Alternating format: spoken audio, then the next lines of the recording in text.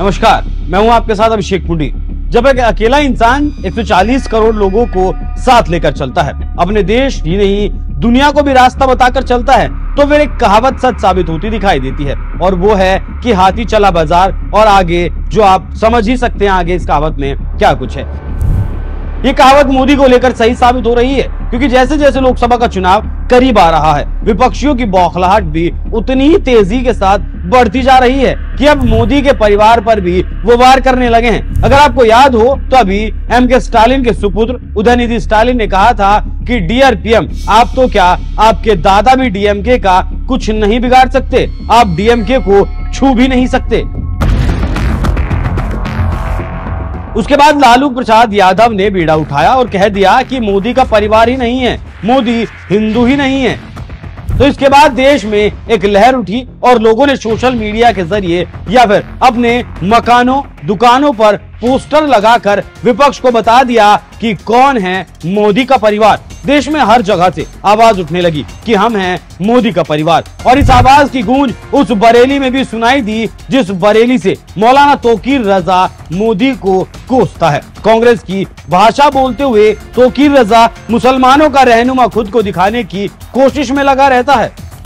लेकिन अब बरेली के मुसलमानों ने तोकीर रजा को करारा जवाब देते हुए अपने घरों के बाहर पोस्टर लगा दिए हैं कि हम हैं मोदी का परिवार। खुद को मुसलमानों का ठेकेदार बताने वाले रजा साहब इन पोस्टरों को देखने के बाद अपने घर से बाहर नहीं निकले, ना ही कोई भाषणबाजी करने के लिए आए। जिस तरीके से मोदी मुसलमानों के दिलों में जगह बनाने में लगे हैं, उसी का नतीजा है कि तमाम सर्वे ये कह रहे हैं कि इस बार मुसलमानों का 15% वोट मोदी को मिलने वाला है। जो वोट 2019 तक 8% था, वो बढ़कर अब 15% हो चला है, और ये भी मौलाना जैसे लोगों की बौखलाहट का एक कारण है। ये लोग जितना मोदी को कोसते हैं, मोदी उतनी ताकत के साथ हर बार चुनाव जीतते हैं। लेकिन बरेली में मोदी का भौकाल सिर्फ इतना ही नहीं है, और कितना भौकाल है इस वीडियो से समझिए। इसमें आज हम ये शुक्रिया मोदी भाईजान, थैंक यू कहना चाहते हैं मोदी जी को, जो उन्होंने हम मुसलमान बहनों के लिए इतना कुछ किया है। सबसे पहले मैं आयुष्मान कार्ड को लेके कहूँगी,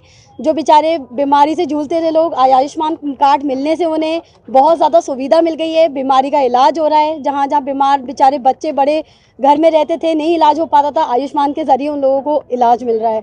दूसरी बात, इस चीज़ का शुक्रिया हो कह रहे हैं कि घरों में चूल्हे जलाया करते थे, लकड़ियाँ फूक, आंखें धुएं से बेचारों को आंखों में प्रॉब्लम हो जाती थी लेडीज़ों के, आज उन लोगों को गैस चूल्हों की सुविधा मिली है, वो भी भारतीय जनता पार्टी की तरफ से।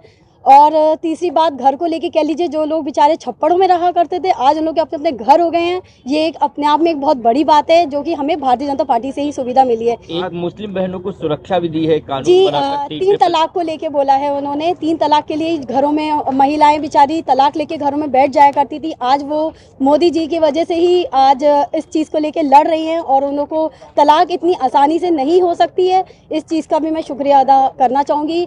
ना दूरी है ना खाई है, मोदी हमारा भाई है। हमारा मेन संकल्प यही है कि इस बार भी भारतीय जनता पार्टी का ही जीत हो, और इस बार 400 पार। किस तरह से आप मोहल्ले में घूम रहे हैं, हम किस तरह से घरों घर जा रहे हैं, लोगों को रूबरू कर रहे हैं, और जहाँ तक कि हर मुसलमान महिला हैं, पुरुष हैं, सब जानते हैं कि जो कि और सरकारों में कुछ नहीं हो पाया है, भारतीय जनता पार्टी ने किया है। बस इसी चीज़ से जागरूक कराना चाहते हैं। इतना सब होने के बाद भी मुस्लिम महिलाएं आखिर बीजेपी को वोट क्यों ना दें, मोदी की बात क्यों ना करें। ये तो तस्वीरें उस बरेली से आ रही हैं जहां पर मौलाना तोकीर रजा मोदी के खिलाफ एजेंडा चलाते हैं। अब एक बार यहां आप लालू यादव का वो बयान भी सुन लीजिए, जिसके बाद ये सारा विवाद उपजा है। नरेंद्र मोदी आजकल परिवारवाद पर हमला कर रहे हैं। अरे भाई, तुम बताओ ना कि तुमको क्यों परिवार में कोई संतान नहीं तुमको हुआ, बताओ।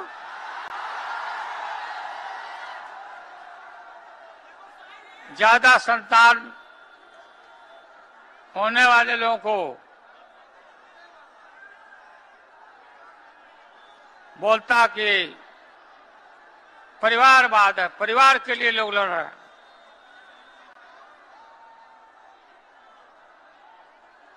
तुम्हारे पास परिवार नहीं है,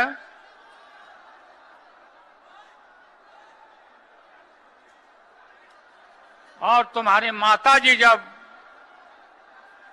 और तुम हिंदू भी नहीं है।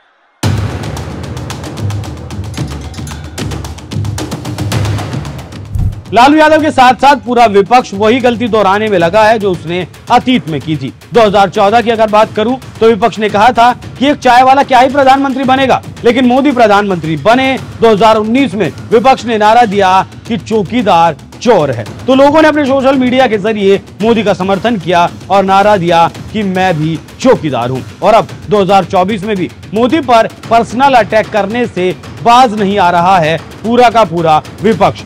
विपक्ष शायद भूल जाता है कि मोदी गाली को भी आभूषण बना लेते हैं। विपक्ष मोदी की बात से भी सीख नहीं ले रहा है और जनता की उसी नब्ज को दबाने में लगा है जिससे लोगों की भावनाएं जुड़ी हैं। हालांकि अब बीजेपी लालू के इस बयान को पूरे लोकसभा चुनाव में जरूर भुनाएगी। साथ ही लालू के इस बयान पर स्मृति ईरानी ने भी पलटवार किया और जो कुछ कहा है वो आपको भी सुनना चाहिए। जब नरेंद्र मोदी को प्रधानमंत्री पद के उम्मीदवार के रूप में प्रस्तुत किया तो कांग्रेस ने उपहास उड़ाते हुए कहा चाय वाला कभी भी देश का प्रधानमंत्री नहीं बन सकता। वो चाय वाला बना प्रधानमंत्री। और आज मुझे इस बात का दुख है कि 10 साल प्रधान सेवक के नाते इस परिवार के लिए जो वो भारत कहते हैं, उस परिवार के लिए जूझते जूझते परिश्रम करते करते आज राजनीति के उस पड़ाव पर पहुंचे हैं जहां इंडिया अलायंस के एक चारा चोर ने ये कहा कि मोदी का कोई परिवार नहीं। आज बड़ी विनम्रता से उस चारा चोर तक अगर नागपुर से आवाज जाए महाराष्ट्र की तो कहना चाहती हूं, हम हैं मोदी का परिवार, ये नौजवान है मोदी का परिवार। बोलो उससे, कौन है मोदी का परिवार? कौन है मोदी का परिवार? कौन है मोदी का परिवार? अरे जिसका परिवार 140 करोड़ का है उसका बाल भी बांका नहीं हो पाएगा। उस व्यक्ति ने संकल्प लिया है कि ये कर्तव्य काल है 2047 तक भारत को पूर्ण रूप से विकसित बनाना है।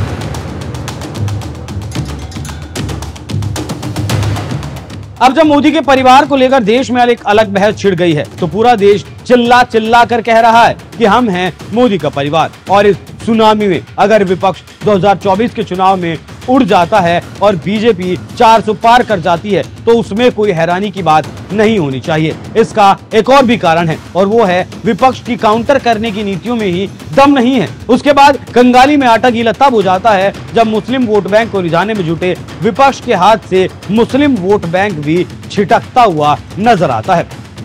राहुल गांधी से लेकर अखिलेश यादव, केजरीवाल, लालू, ममता, उद्धव सब मुस्लिमों के रिझाने में जुटे हैं, लेकिन ये वोट बैंक भी मोदी के पाले में अब जाता हुआ नजर आता है। ये सब नीतियों का प्रभाव है। मुस्लिम अब समझने लगा है कि मौजूदा विपक्ष ने सिर्फ वोट लिया है, उनके वोट से राज किया है और मुसलमान के उत्थान के लिए कुछ भी नहीं किया। तो विपक्ष अब जितना भी मोदी को घेरने की कोशिश करेगा वो दांव उस पर उल्टा पड़ता ही नजर आएगा। वैसे तौकीर रजा के गढ़ में जिस तरह से मोदी की गूंज रहा है उस पर आपकी क्या राय है? अपनी राय हमें कमेंट कर जरूर बताइएगा। नमस्कार।